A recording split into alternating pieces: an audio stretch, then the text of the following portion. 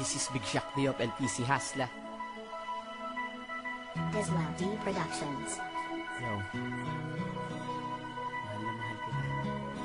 LPC Hasla Record Blackbird Production. Huwag kang bibitaw, tumawag ka sa aking kamay, at ako ay narito, hindi ka bibitaw.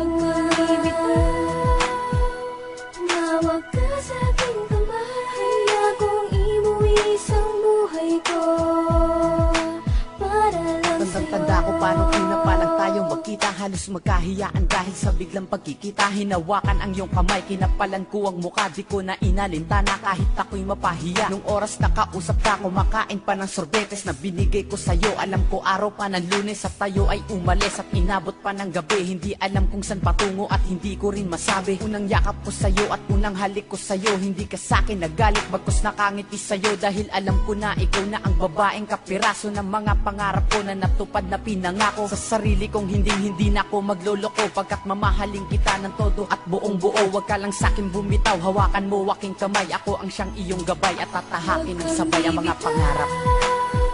Tumawag ka sa aking kamay, at ako ay narito, hindi ka bibitaw.